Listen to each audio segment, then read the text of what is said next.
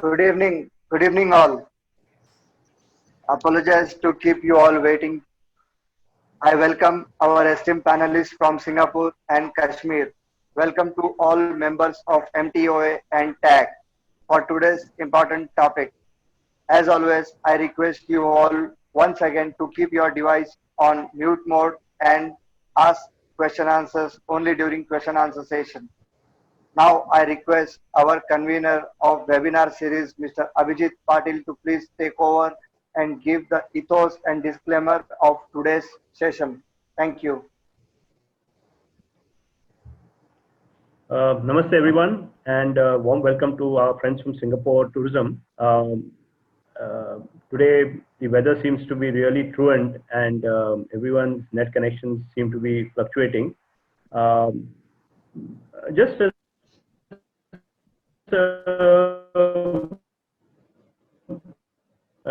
introduction to our panelists, and Travel Agents Association together constitute the largest volume of business generated for Indian travel, and we do a sizable amount of international travel also.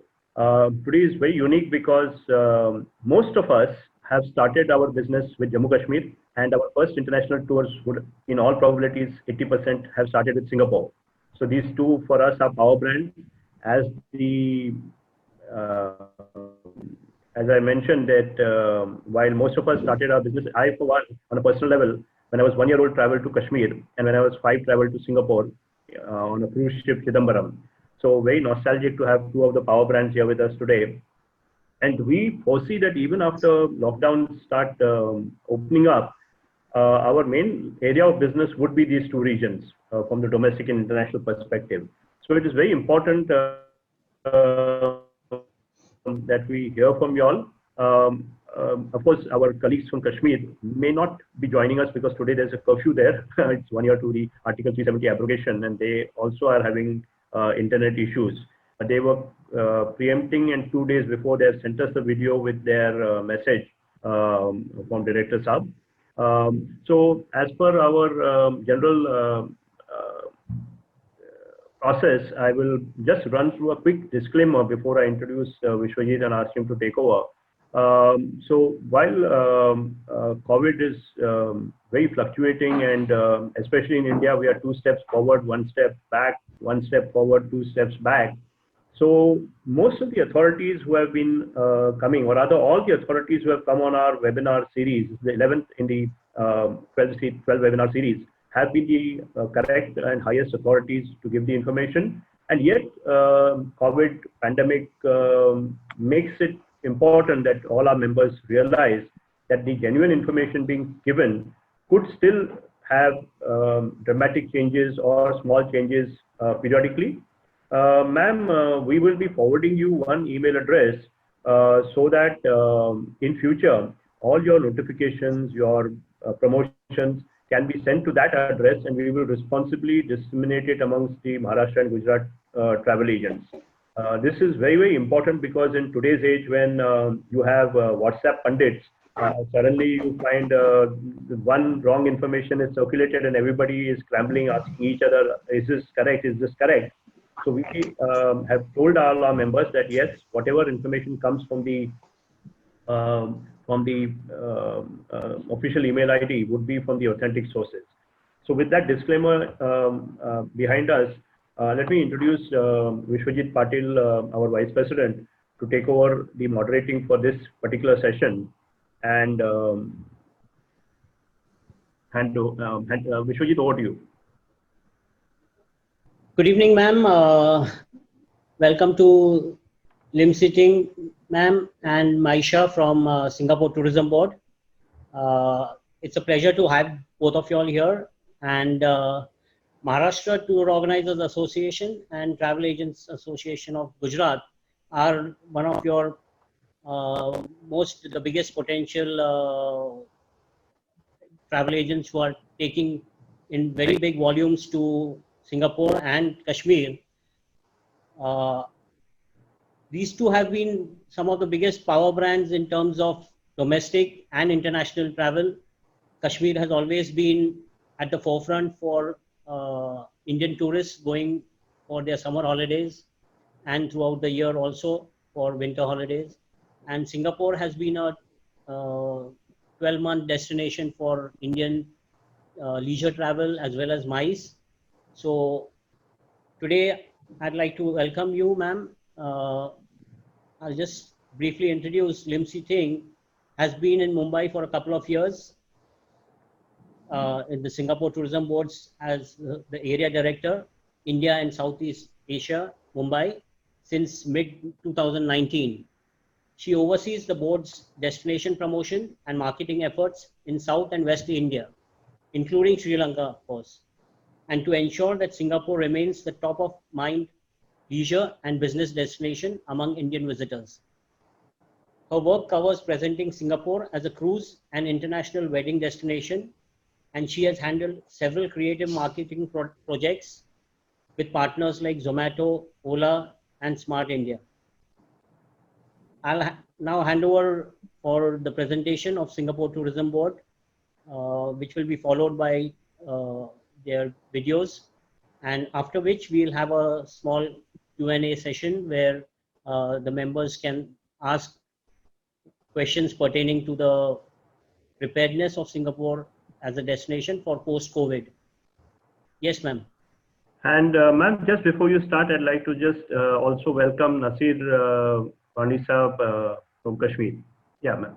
Ma'am, over to you. Thank you, Mr. Patel, and thanks to the Maharashtra Tour Operators Association as well as the Travel Agents Association of Gujarat for inviting the Singapore Tourism Board to be part of this wonderful session. It's always good for us to be involved in these sessions because I get to hear a lot of insights. I get to hear directly from some of our agent partners, which to me is actually a very engaging sessions most of the time. So I'll keep this presentation short. What happens is that I will do a presentation. We will follow up with 2 videos at the end of my presentation. And then please direct all your questions that you might have at the end of this session, which we can help answer. So maybe a brief introduction of myself.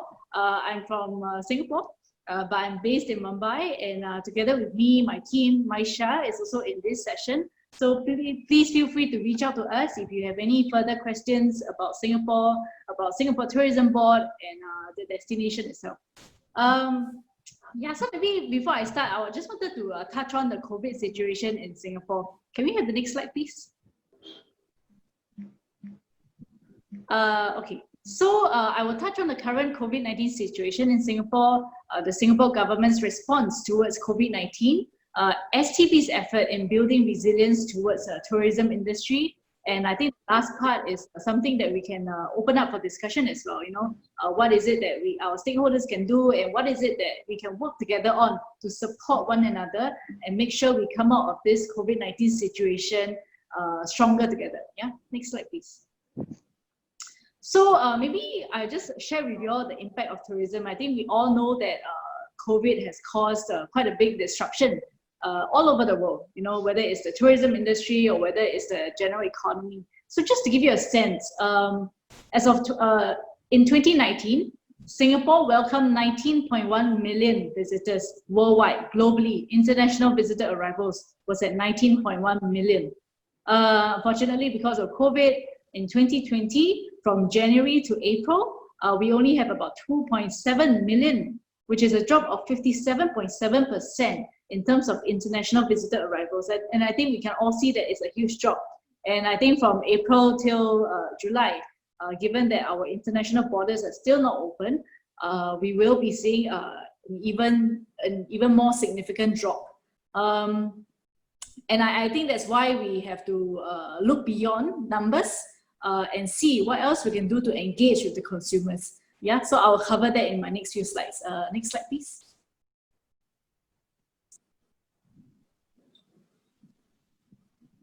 Sorry, can I have the next slide, please?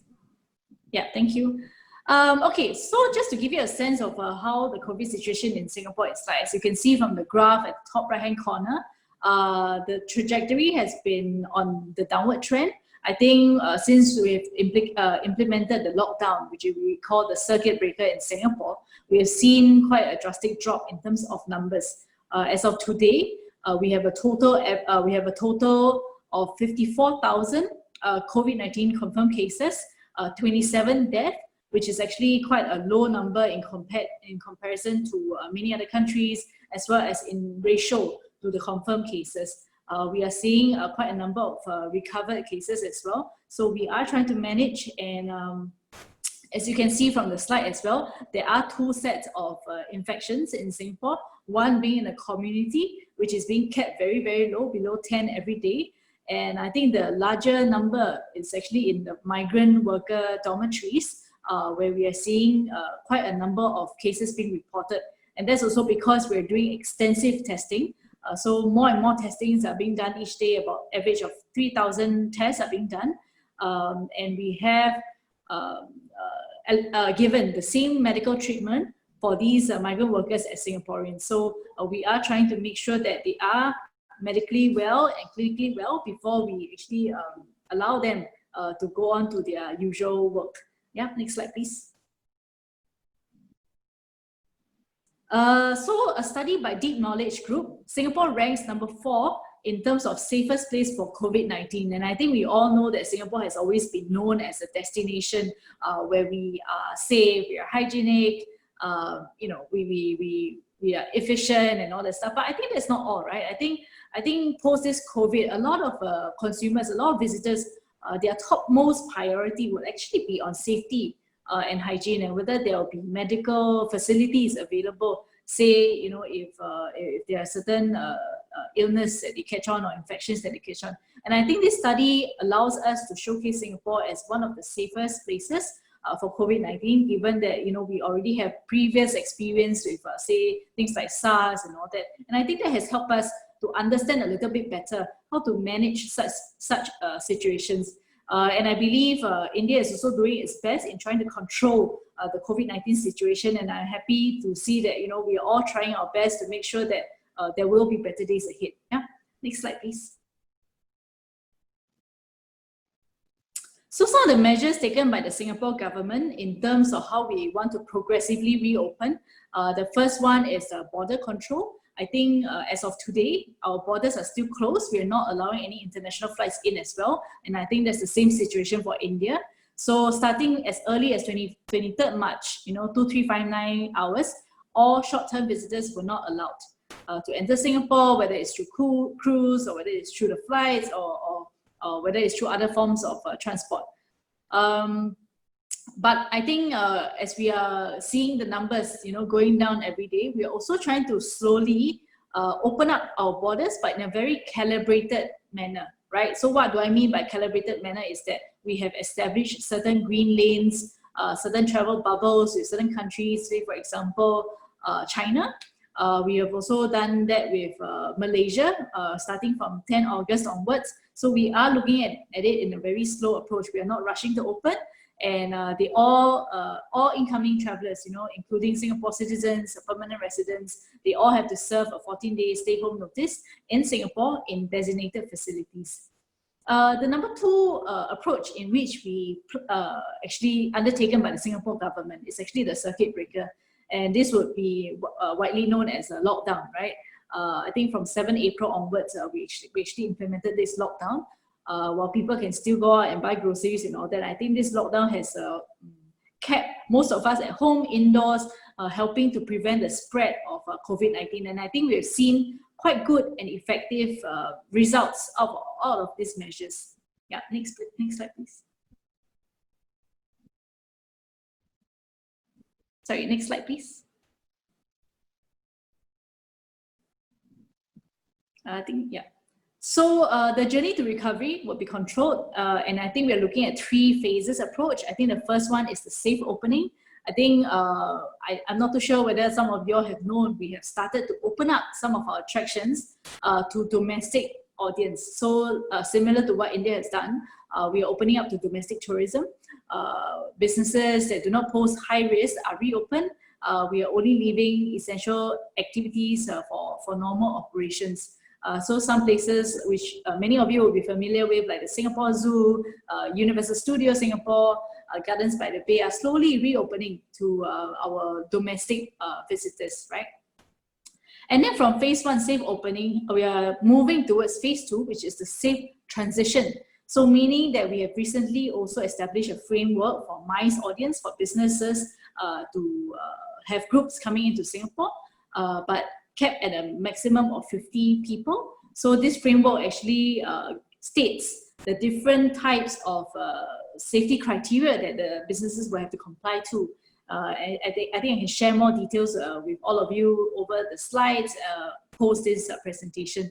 And then I think, of course, phase 3 is the safe nation stage, where we will remain until, as long as an effective vaccine or treatment has been developed, we will continue to be very cautious in how we open up our borders, in terms of how we open up businesses. Yeah. So next slide, please.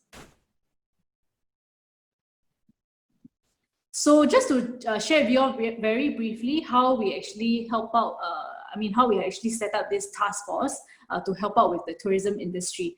So a task force which we call the Tourism Recovery Action Task Force, comprising private and public sector, were formed.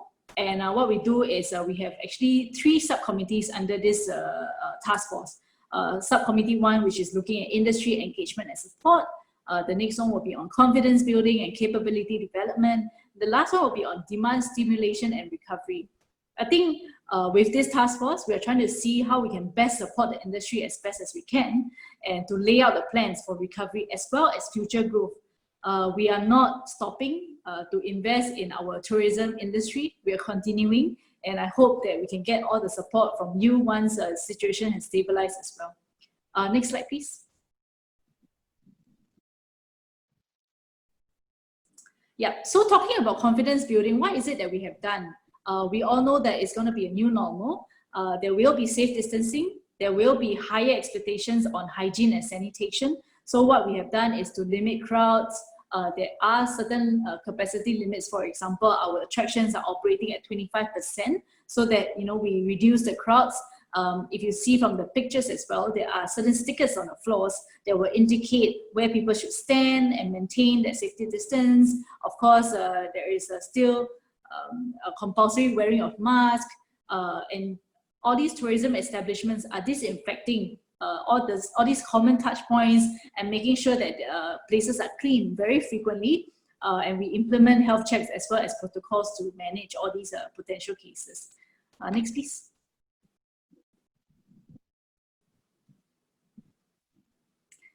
So how can we do that, right? What we have done is since February, we have launched this campaign called the SG Clean. SG Clean meaning Singapore Clean campaign. So this Singapore Clean campaign is actually a safety mark for our tourism establishments to show the public that, hey, we have adopted certain cleanliness procedures, SOPs, hygiene practices to actually gain this SG Clean certificate. And this will be on display on their premise as a trust mark of assurance to both tourists and locals. And I think once international borders are opened up, when we have visitors, once they see this mark, they will know that, hey, these are the tourism establishments that have complied to the very strict standards of cleanliness imposed by the government. Yeah, next, please.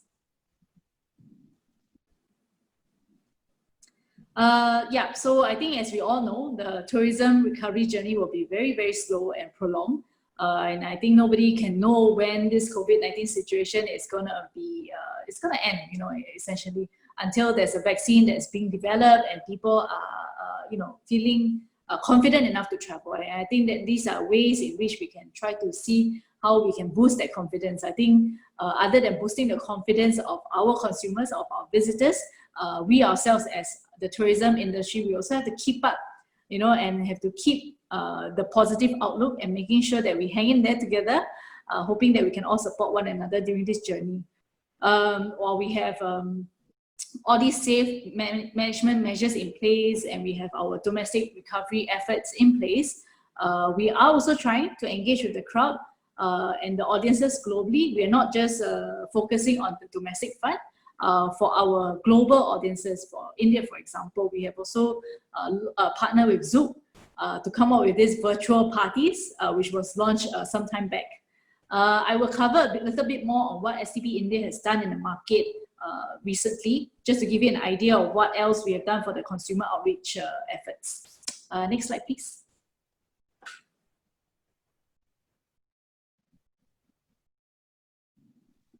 Sorry, next slide, please.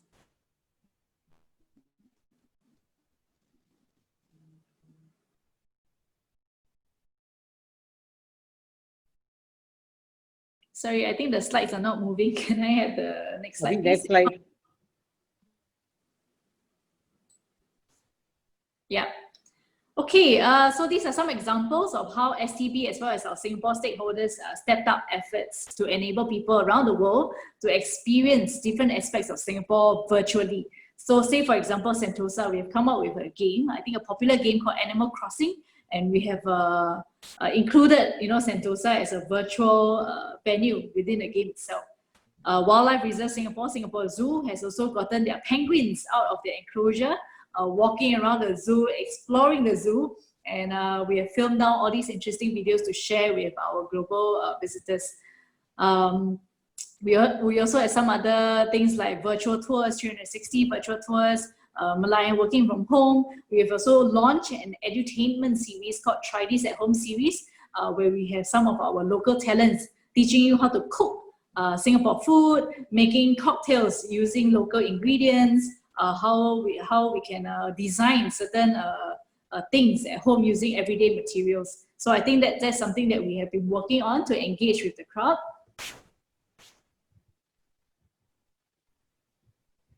Yeah, next slide, please. Yeah, so for India, we have undertaken what we call the United We Stand trade engagement message, right? So this particular video message that we've sent out to our trade really is to assure them that we are in this together, and we would like to encourage and boost their confidence towards building, the industry's recovery.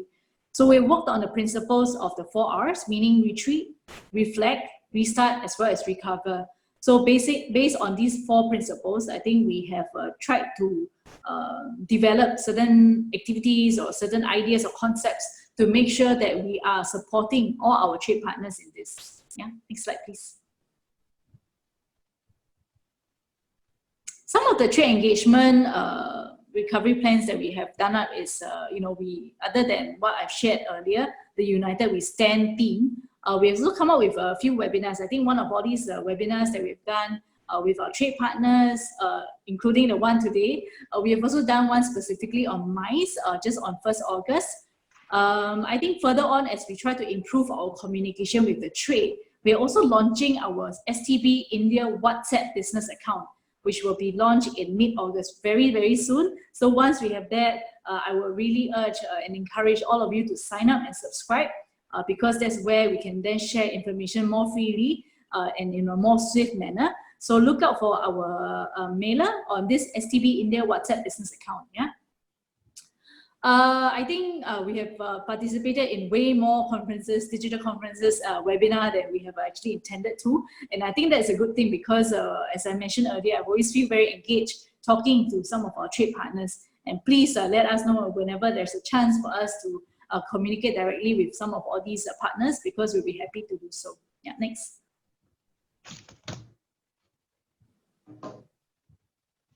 Yeah, some of all these digital conferences and webinars will be what is being shown on this slide. Next, please.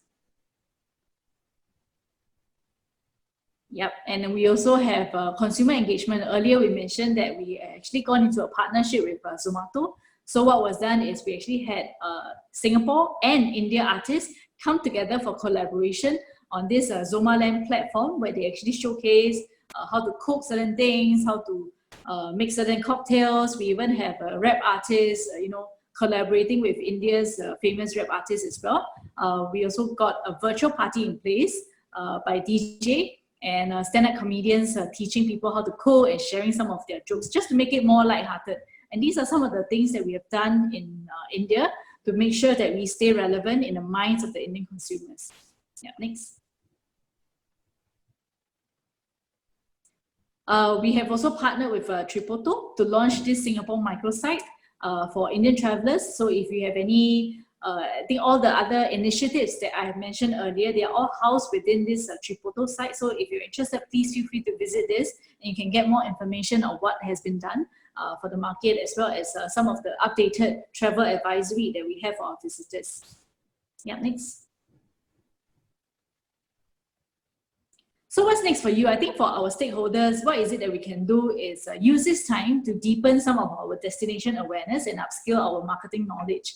I think we have very, very good resources in place.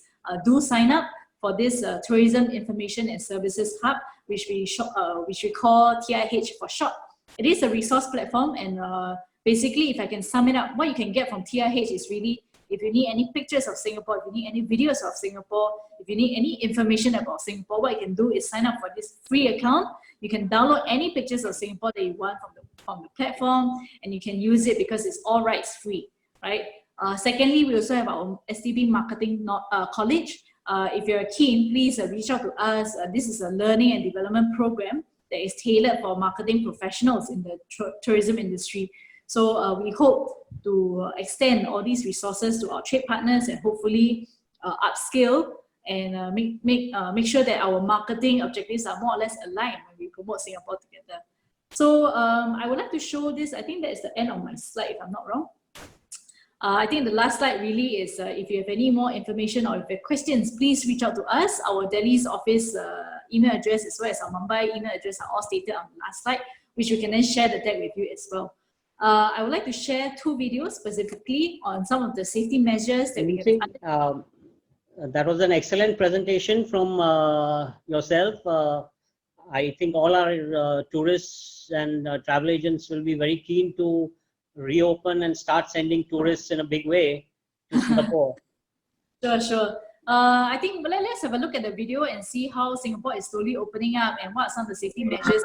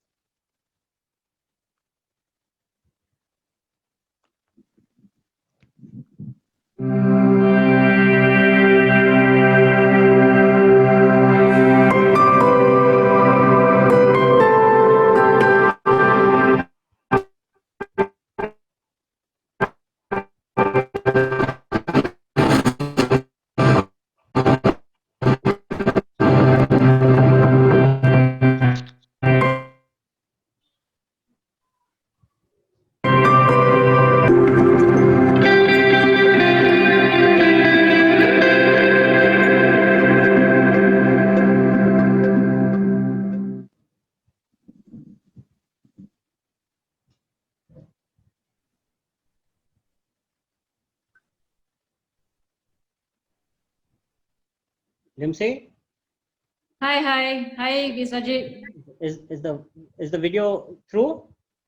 I think there was some, I think it was breaking quite a bit, but not to worry. I think we will share the link with everyone, post this so that you can have a clearer view of the videos. Yeah. So that was Limsi thing with from Singapore Tourism Board, giving us an excellent presentation, as well as these lovely videos of Singapore and the efforts they have taken to cope with the tourists post-COVID. Our panelist from Srinagar, that is Nisar Ahmed Wani Saab, was trying to get in on the internet for this webinar, but unfortunately with the internet services slightly down in Kashmir, they are unable to log in, and we shall be playing a small video which they have sent to us about 2 days back for Kashmir and their preparedness for COVID. Abhijit, can we have the Kashmir video?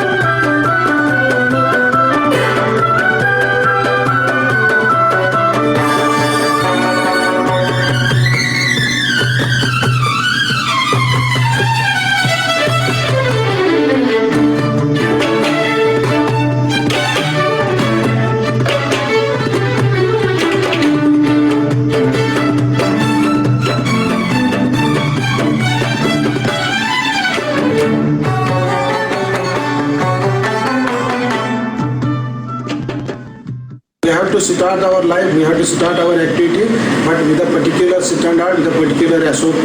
तो वो हम कोशिश कर रहे हैं कि हम अपने टूरिज्म की जहाँ भी मेजर डेस्टिनेशन जो स्टार्ट जो भी मेजर डेस्टिनेशन है, जो भी पोटेंशियल डेस्टिनेशन है, हम उनको शुरू करें, लेकिन एक प्रॉपर तरीके पर जहाँ लाइफ की सेफ्टी भी हो और इकोनॉमिक एक्टिविटी, जहाँ लोगों का रोजगार भी मिले, जहाँ लोगों के लिए खाना पीना भी मिले, इंतजाम भी मिले, तफरी भी मिले, और लोगों को जो इस कोविड की बीमारी में परेशानी है, डिस्ट्रेस है, वो दूर हो जाए।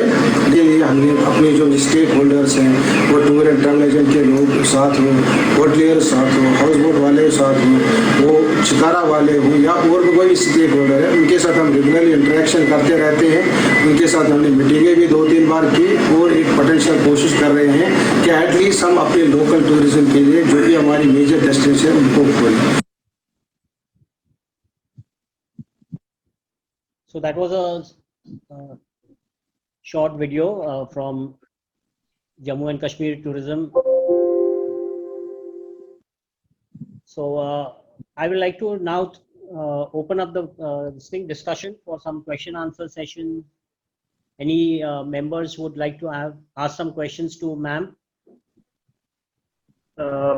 And ma'am, with your permission, we would be emailing the PowerPoint presentation and the link of the videos to all our members. Yes, please. Please go ahead. I'll be happy to share that. Yeah. Yeah, we're going to do that. So I think a lot of people are very familiar with Kashmir and Singapore, so we may not get many questions. But if there are anyone, they can email us and we will forward them to Singapore and try and get your answers in the coming week. Right. I think also from that, they mentioned that they have a lot to say about, Kashmir, but I mean, I've seen the video. It looks very amazing. And one day it's also my dream to visit Kashmir. So I think for Singapore as well, we are a familiar destination to many of the Indian travelers. But there are also places that we might not know, and then maybe fresh offerings that Singapore has to offer. So I think post this COVID or when the situation are better, we will do another round of engagement with our travel agent partners to see how we can introduce some of all these new products to you. Yes. And on behalf of Jammu Kashmir government, we have been felicitated as Doste Kashmir. So let me extend an invitation to you to visit Kashmir someday.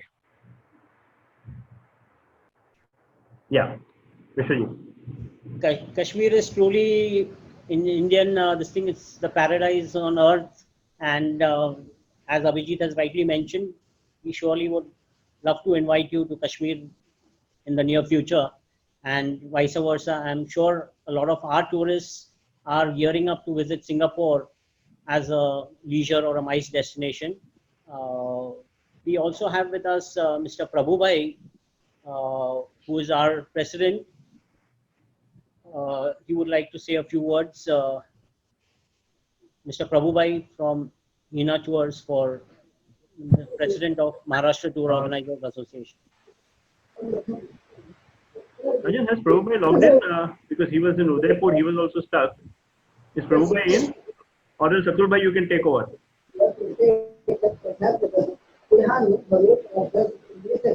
Atulbhai? Yeah. You can take off, please. I think Prabhubhai has not been able to log in. Yeah, Miss Lynn, thanks a lot. Thanks a lot for the nice presentation on Singapore. As Abhijit told before starting the session that Srinagar and Singapore is both always a dream in Indian market, and it is a first foot for foreign tour in Singapore. Before the lockdown starts, my clients were always asking, forget about China, whether Singapore has started, it is still running or not. So I said, yeah. And when we got a message from Singapore Tourism that they have shut down the borders, then we got little bit disappointed because we were just facing the main tourist season of April and May.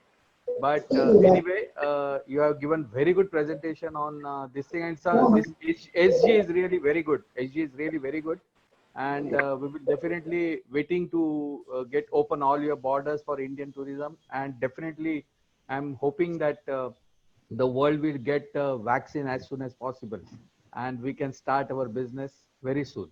And regarding the Kashmir, Nisar Wani Sahab, if you can listen this all later on, would have loved to interact with you in this session, because almost a year back we have met in our Kargil tour, and we are really love to come to Kashmir again and again and again, and that you are must aware about it.